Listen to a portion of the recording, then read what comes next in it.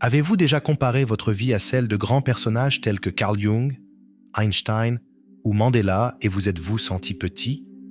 La vie de ces personnes semble remplie d'exploits incroyables, de grandes réalisations et d'un objectif clair. Parfois, cela nous donne l'impression que notre vie est petite ou sans importance. Mais ce que nous oublions souvent, c'est que la valeur d'une vie ne réside pas seulement dans les grandes réalisations ou la célébrité. Le véritable sens réside dans les petites choses que nous faisons chaque jour, dans les luttes que nous menons intérieurement et dans le désir de mieux nous connaître et de grandir en tant qu'êtres humains. Comme eux, nous pouvons aussi trouver un chemin qui a du sens. Ce chemin sera unique pour chacun d'entre nous, façonné par les défis auxquels nous sommes confrontés, les erreurs que nous corrigeons et les moments où, même dans la peur, nous choisissons d'aller de l'avant. Dans plusieurs de ses livres, Carl Jung a parlé de l'importance de trouver un sens à sa vie et d'apprendre à mieux se connaître. Pour lui, le but de la vie ne dépend pas de ce que l'on accomplit, mais de ce que l'on est et de la manière dont on choisit d'agir. Pour Jung, l'être humain est constitué de la psyché, qui comprend à la fois ce que nous savons de nous-mêmes, la partie consciente, et ce que nous ne réalisons pas ou ne comprenons pas, la partie inconsciente. Au centre de notre conscience se trouve l'ego, qui est la partie de nous qui sait qui nous sommes et comment nous nous voyons. Mais il y a beaucoup plus au-delà de l'ego, des choses que nous ne connaissons pas ou dont nous ne nous rendons pas compte. Dans les profondeurs de notre inconscient, où sont conservées les choses que nous ne comprenons pas ou que nous évitons, il y a quelque chose que Jung a appelé l'ombre, ou notre côté obscur. Pour Jung, c'est dans cette face cachée de nous-mêmes que nous pouvons trouver des indices pour comprendre notre but dans la vie. En effet, le but de chaque personne n'est pas quelque chose qui convient à tout le monde, mais quelque chose d'unique qui n'a de sens que pour vous. Jung était un médecin, psychiatre et psychanalyste suisse qui a créé sa propre discipline, la psychologie analytique. Sa façon de penser et de travailler est connue sous le nom de psychologie jungienne. Il a écrit de nombreux ouvrages importants, tels que La psychologie de l'inconscient, L'homme et ses symboles, Les archétypes et l'inconscient collectif, L'homme moderne à la recherche d'une âme, La psychologie du transfert et souvenirs, rêves, réflexions. Dans cette vidéo, nous apprendrons les étapes suggérées par Jung pour découvrir comment notre côté le plus caché, appelé côté obscur, peut nous aider à trouver notre véritable but dans la vie. Jung a dit quelque chose de très important. Les choses ne deviennent claires pour vous que lorsque vous regardez à l'intérieur de vous-même. Celui qui regarde à l'extérieur rêve. Celui qui regarde à l'intérieur s'éveille. Cela signifie que chaque personne a un but et un sens unique dans la vie qui est différent pour chacun. Mais pour comprendre votre propre but, vous devez d'abord vous connaître vraiment. Beaucoup de gens pensent qu'ils se connaissent déjà bien. Peut-être pensez-vous tout savoir sur votre personnalité, vos forces, vos faiblesses et ce que vous voulez. C'est pourquoi vous voudrez peut-être vous diriger directement vers votre objectif. Cependant, Jung a enseigné que pour se connaître vraiment, il faut passer par un processus appelé réalisation de soi. Il pensait que nous avons tous deux parties. Une partie consciente, qui est ce que nous savons de nous-mêmes, et une partie inconsciente, qui est tout ce que nous ne réalisons pas ou ne comprenons pas à propos de qui nous sommes. L'ombre, ou le côté obscur, est la partie cachée de notre inconscient, où nous stockons les désirs, les émotions et les caractéristiques que nous préférons ne pas voir. Par exemple, votre ombre peut contenir des sentiments tels que la paresse, l'envie ou la colère, ou même des passe-temps et des intérêts que vous considérez comme honteux ou que vous pensez que vous auriez déjà dû surmonter. Comme l'ombre vit dans l'inconscient, nous ne nous rendons souvent même pas compte de son existence. Ces parties de nous-mêmes ont été refoulées et oubliées pendant si longtemps qu'elles n'apparaissent plus dans nos pensées. Au lieu de cela, nous nous accrochons à notre personnage, qui est comme un masque que nous portons pour que les autres nous acceptent ou nous admirent. Ce personnage change en fonction du lieu et des personnes qui nous entourent, car c'est le rôle que nous choisissons de jouer dans différentes situations. Peut-être qu'en ce moment même, avec cette explication, vous avez réfléchi à ce que contient votre ombre. Comprendre et se connecter à son ombre demande des efforts et du dévouement. Jung appelait cela le travail de l'ombre, ce qui signifie regarder à l'intérieur de soi et reconnaître cette partie cachée. Pour commencer, vous pouvez prendre le temps de réfléchir à vos actions, pensées et sentiments au quotidien. Une bonne façon de le faire est d'écrire un journal ou de pratiquer la méditation. Posez-vous la question suivante. Pourquoi ai-je agi de la sorte? Était-ce vraiment ce que je voulais faire? Pourquoi? Ou encore, quelle a été ma première réaction dans une situation donnée? Que ressentirais-je si j'étais à la place de l'autre personne? Il s'agit de se poser les mêmes questions que celles que l'on poserait à quelqu'un d'autre.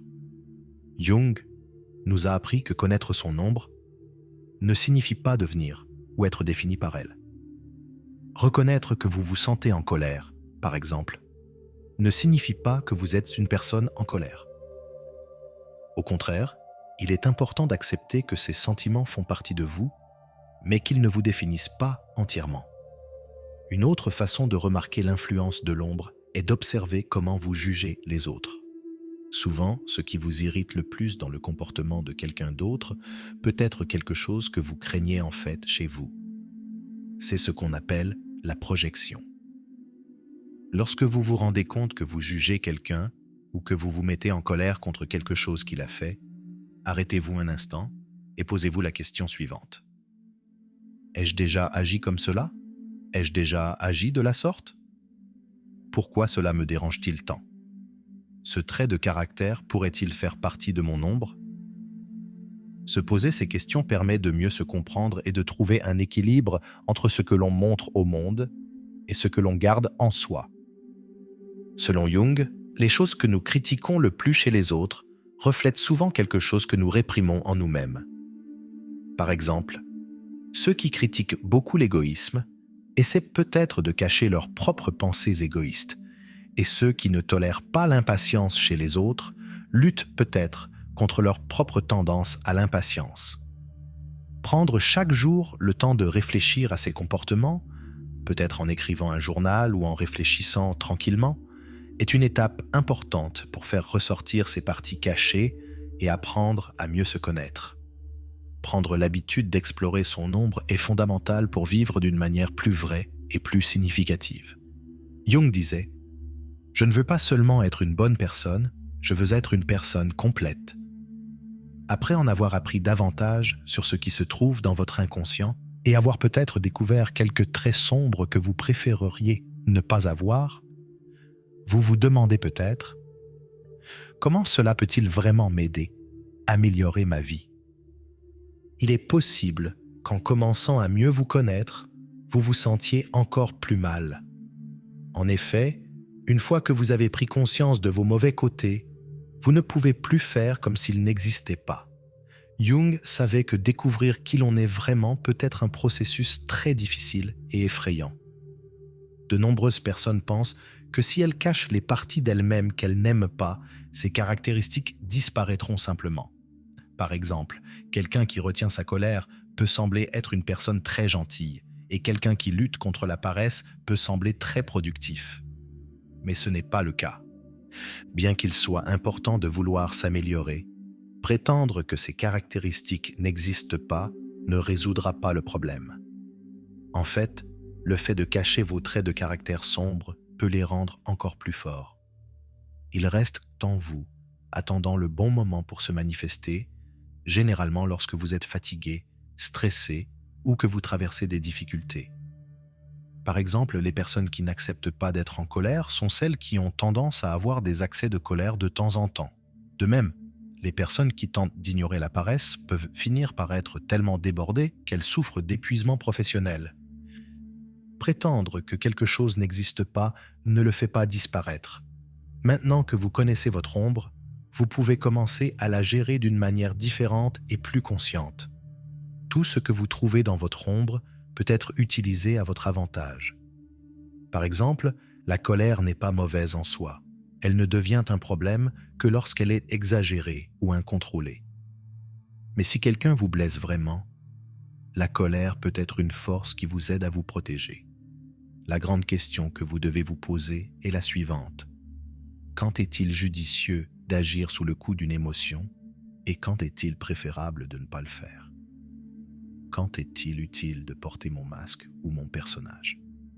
Et quand puis-je être moi-même sans en avoir besoin? Si vous commencez à réfléchir à vos émotions de manière plus prudente, sans vous contenter de les classer comme bonnes ou mauvaises, vous serez en mesure d'améliorer considérablement votre vie et votre bien-être. Par exemple, l'envie peut vous inciter à travailler plus dur pour obtenir ce que vous voulez. La paresse peut être le signe que vous avez besoin de vous reposer. L'impatience, au moment opportun, peut vous aider à agir plus rapidement. Au lieu d'ignorer ce qui se trouve dans votre ombre, l'idéal est d'apprendre à intégrer ces aspects dans votre personnalité. L'ombre n'est pas là pour vous nuire, mais pour vous apprendre quelque chose d'important. Les traits de caractère que vous essayez de cacher font partie de votre personnalité et seront toujours présents. Lorsque vous les acceptez et que vous apprenez à vivre avec eux, vous pouvez vraiment grandir en tant que personne. La connaissance de soi et la capacité à utiliser toutes les facettes de sa personnalité sont des étapes fondamentales pour découvrir son but dans la vie. Lorsque votre ombre est intégrée, vous devenez plus complet. Vous vous sentez plus équilibré, plus vrai et en harmonie avec vous-même. En apprenant à gérer votre ombre, vous découvrez qui vous êtes vraiment, ce qui vous permet de comprendre plus facilement ce que vous voulez et ce dont vous avez besoin dans la vie. Le travail avec l'ombre et l'amélioration de soi est un processus continu. Il y aura toujours quelque chose à améliorer. Et chaque fois que vous vous efforcez de devenir une meilleure personne, vous donnez plus de sens à votre vie. Selon Jung, on est ce que l'on fait, pas ce que l'on dit que l'on va faire. Cela signifie que lorsque vous savez qui vous êtes vraiment, que vous comprenez comment gérer vos traits sombres et que vous savez clairement en quoi vous croyez, vous devez démontrer tout cela par vos actions. Le but de la vie n'est pas quelque chose que l'on découvre en pensant, mais en agissant. Jung pensait que la réalisation de soi devait se refléter dans ce que l'on fait, et pas seulement dans ce que l'on dit que l'on va faire. Si vous voulez être d'une certaine manière ou réaliser quelque chose, vous devez agir en conséquence. Au lieu de vivre de manière réactive, de réagir à ce qui se passe, commencez à prendre des initiatives. Par exemple, n'attendez pas que les gens vous abordent. Prenez l'initiative de vous faire des amis. N'attendez pas une promotion au travail. Élaborez un plan et travaillez en ce sens. Et surtout, n'attendez pas que la vie prenne tout son sens d'elle-même. Donnez un sens à votre vie par vos choix et vos actions. De nos jours, beaucoup de gens vivent en réagissant à ce qui se passe autour d'eux, sans vraiment prendre le contrôle de leur propre parcours. Même ceux qui travaillent à explorer leur part d'ombre et à s'améliorer ne font qu'un premier pas. Travailler sur soi est essentiel, mais pas suffisant. Si, après avoir traité votre ombre, vous pensez que vous en avez fait assez et que vous pouvez vous détendre, vous vous limitez. L'immobilisme vous enferme dans une vie vide de sens. Alors, comment commencer à vivre plus activement? Le secret est de se remettre continuellement en question. Une fois que vous avez exploré votre ombre et commencé à vous améliorer sur la base de ce que vous avez découvert, il est important de prendre des mesures supplémentaires. Posez-vous souvent la question « En quoi est-ce que je crois ?» Quelles sont mes convictions spirituelles ou religieuses? Quels sont mes principes et mes valeurs? Comment est-ce que j'agis au quotidien? Que veux-je accomplir cette année et au cours des 5 prochaines années? Comment puis-je contribuer au monde? Qu'est-ce que j'attends des autres? Vous pouvez écrire ces questions ou y réfléchir lors de moments de méditation. Vos réponses vous indiqueront clairement ce que vous devez faire. Par exemple, si vous voulez devenir auteur et publier un livre, il ne suffit pas d'en rêver. Beaucoup de gens ont ce désir, mais peu d'entre eux prennent les mesures nécessaires pour le réaliser. Il en va de même pour n'importe quel objectif. Ce sont vos actes et non vos pensées qui définissent qui vous êtes et la vie que vous construisez. De nombreuses personnes attendent l'inspiration parfaite ou un moment plus calme, pensant que le livre finira par s'écrire tout seul. Ils vivent de manière réactive, pensant que lorsque le bon moment arrivera, tout coulera de source. Mais ce n'est pas le cas. Si vous voulez vraiment devenir un auteur, vous devez changer d'état d'esprit. Un auteur engagé écrit souvent, en suivant une routine, même lorsqu'il ne se sent pas inspiré. Lorsqu'il est confronté à des blocages créatifs, il demande conseil, essaie de nouveaux exercices ou de nouvelles stratégies pour continuer à avancer.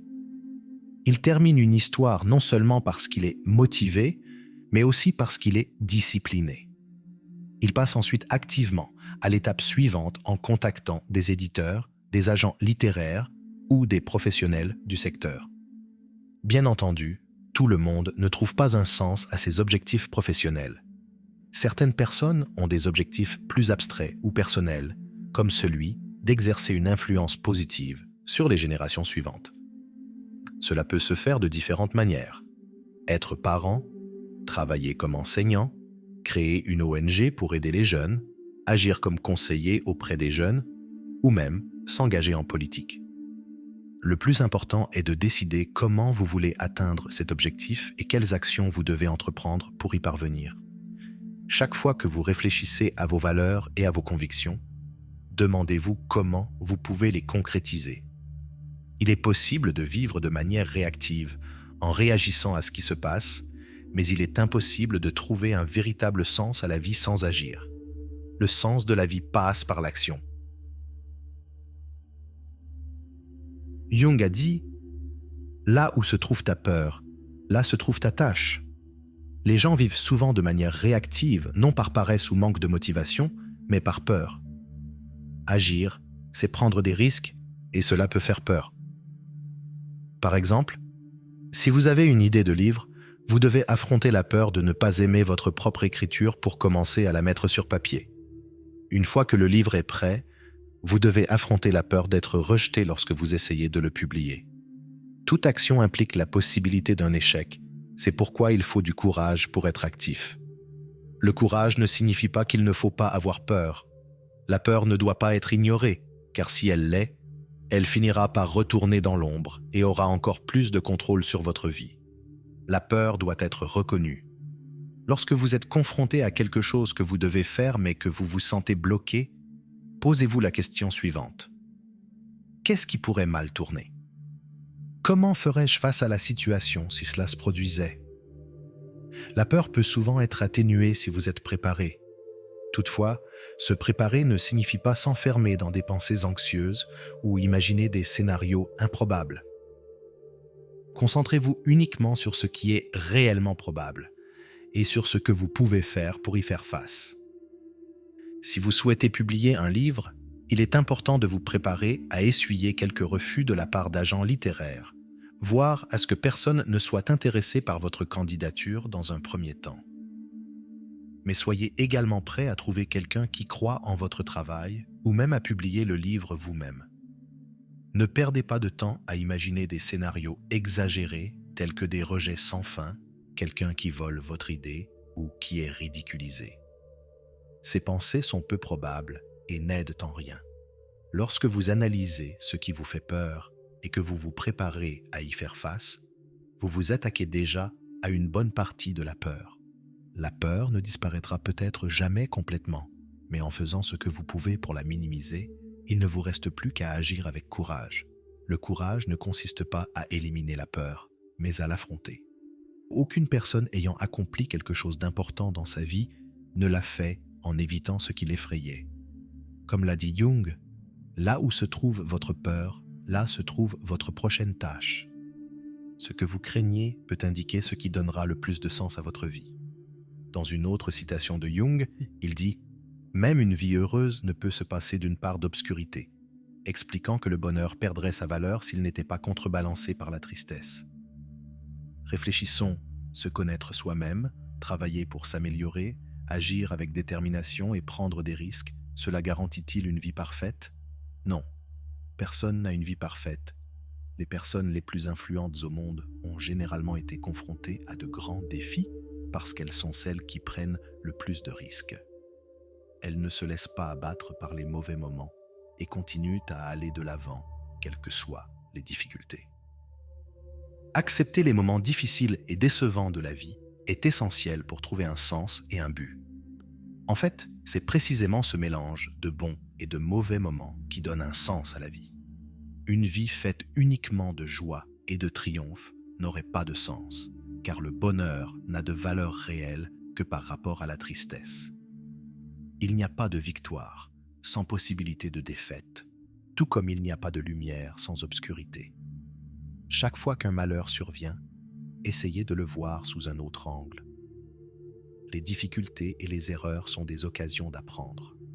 Chaque fois que quelque chose se produit, votre réaction peut vous apprendre quelque chose de nouveau sur vous-même. Les moments difficiles sont essentiels à la connaissance de soi et permettent de mieux comprendre son ombre.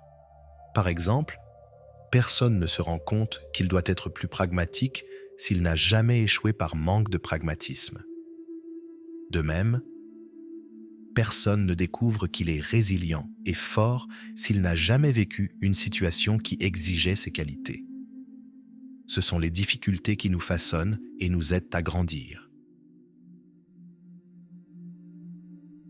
Imaginez que vous ayez écrit un roman et qu'il ait été rejeté par tous les éditeurs auxquels vous l'avez envoyé, ou que vous quittiez un emploi stable pour reprendre des études et que, finalement, les choses ne se passent pas comme vous l'espériez. Bien sûr, ces situations peuvent vous apprendre de précieuses leçons et vous aider à apprécier davantage les bonnes choses qui se présenteront à vous à l'avenir. Mais cela donne-t-il en soi un sens à votre vie? Selon Jung, le sens de la vie ne réside pas seulement dans la réalisation de vos objectifs, mais dans le processus d'action et de découverte de vous-même. Pour lui, votre vie ne prend pas de valeur parce que vous avez réussi à publier un livre ou à devenir un politicien prospère. Le sens réside dans ce que vous avez fait pour essayer d'y parvenir. Même si vous n'obtenez pas le résultat escompté, l'important est que vous ayez agi et fait un effort. Vous devenez une personne unique qui est vraiment qui vous êtes. C'est en soi quelque chose de profondément significatif. Donner un sens à sa vie est un processus qui ne s'arrête jamais.